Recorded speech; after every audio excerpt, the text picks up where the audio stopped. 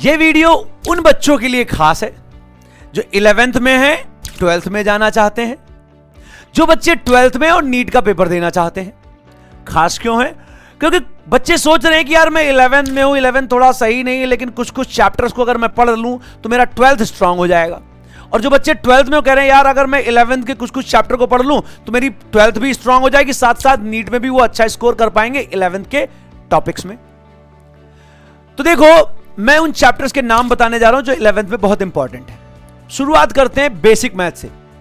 क्यों basic math? कौन सा चैप्टर है बेटा? बेसिक मैथ एक ऐसा टॉपिक है, ऐसा चैप्टर है, ऐसा यूनिट है जिसमें हर बच्चे को दिक्कत होती है, हर बच्चा इसको इग्नोर करना भी चाहता है।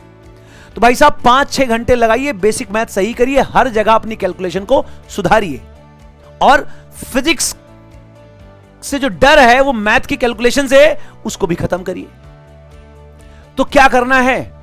बेसिक मैथमेटिक्स में आपको डिफरेंशिएशन अच्छे से करना है, इंटीग्रेशन अच्छे से करना है, बाइनोमियल अप्रोक्सीमेशन अच्छे से करना है, क्वाड्रेटिक अच्छे से करना है, ट्रिगो अच्छे से करना है। थोड़ी बहुत आप जो है लॉग भी पढ़ सकते हैं। परसेंटेज एरर निकालना, कैलकुलेशन करने वाली चीजें भी आप अच्छे से सीख सकते हैं।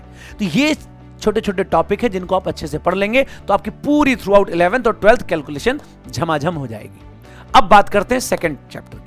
सेकंड चैप्टर क्या है? Unit and dimension. बेटा यूनिट एंड डायमेंशन एक ऐसा चैप्टर है जिसको बहुत सारे बच्चे यूज करते हैं as a trick, as a hack to solve questions in a minute. क्यों? डायमेंशनल एनालिसिस से वो क्वेश्चन को आसानी सॉल्व कर सकते हैं, ठीक है ना। और इसी चैप्टर में हम एरर पढ़ते हैं। एरर में क्या होता है? परसेंटेज एरर निकालना, रिलेटिव एरर निकालना, फ्रैक्शनल एरर निकालना, इस टाइप की कैलकुलेशन बहुत होती है। और आपको पता है नीट में किसी भी चैप्टर से इससे एरर से रिलेटेड क्वेश्चन बन जाते हैं और आ जाते हैं। तो अगर आप ये सही कर लोगे, एरर निकालना सीख जाओगे तो आपका वैसे भी बहुत सारा काम हो जाएगा। 1-2 क्वेश्चन मुफ्त के आपके सही हो जाएंगे। तो छोटा चैप्टर आसानी से कवर भी हो जाएगा और इसका यूज भी बहुत है। तीसरा, मोशन 1D एंड 2D मतलब काइनेमेटिक्स पूरा। देखो काइनेमेटिक्स का यूज हर जगह है, 11th में भी है, 12th में भी है। 12th में चाहे आप ले लो इलेक्ट्रोस्टैटिक, चाहे आप मैग्नेटिज्म ले लो, सब जगह ही इसका यूज है।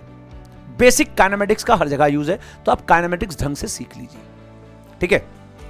अब बात आती है एनएलएम की, न्यूटन लॉज ऑफ मोशन। देखो न्यूटन लॉज ऑफ मोशन कहां यूज नहीं होता? आप इलेक्ट्रोस्टैटिक में पढ़ते हो तब भी न्यूटन लॉज ऑफ मोशन की जरूरत पड़ती है, मैग्नेटिज्म पढ़ते हो तब भी जरूरत पड़ती है, ठीक है। आप मॉडर्न फिजिक्स पढ़ते हो तो कहीं ना कहीं इसकी जरूरत पड़ ही जाती है। तो इसका जरूरत तो भाई हर जगह पढ़ने वाला है। तो एनएलएम अच्छे से पढ़ लीजिए। Work power energy, work power energy, work power energy के बिना सब सूना है भाई साहब। क्यों? वर्क पावर एनर्जी 11th में तो यूज होता है, 12th में भी हर जगह यूज होता है। आप डाइपोल में वर्क निकालते हैं, एनर्जी निकालते हैं। कैप्स्टर वाले चैप्टर में जहां पोटेंशियल है वहां भी आप वर्क और एनर्जी की कैलकुलेशन करते हैं।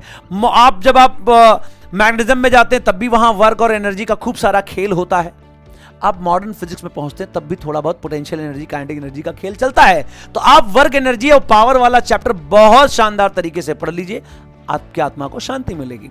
रही बात रोटेशन की, सर रोटेशन तो बहुत कठिन है। बिल्कुल नहीं कठिन है भाई साहब, रोटेशन पूरा नहीं पढ़ना है आपको। रोटेशन में कुछ कुछ चीजें आप अच्छे से पढ़ लीजिए, जैसे टॉर्क निकालना अच्छे से सीख लीजिए, एंगुलर मोमेंटम निकालना आप अच्छे से सीख लीजिए। टॉर्क और एंगुलर मोमेंटम वाला यूनिट आप अगर अच्छे से कर लेंगे तो आपको मजा आने लगेगा, पूरा पूरा रोटेशन भी कर सकते हैं। अगर आप पूरा रोटेशन नहीं कर सकते, टॉर्क और एंगुलर मोमेंटम की कैलकुलेशन के इर्द गिर्द की सारी चीजें अगर आप ढंग से पढ़ लेंगे तो पूरा रोटेशन ही वैसे कवर हो जाएगा। और इसका यूज ही सबसे ज्यादा है, चाहे वो डाइपोल में ले लो, इलेक्ट्रोस्टैटिक वाले में, चाहे मैग्नेटिज्म वाले में, ठीक है ना। तो वहां पे टॉर्क का ही ज्यादा यूज है, एंगुलर मोमेंटम का ही ज्यादा यूज है।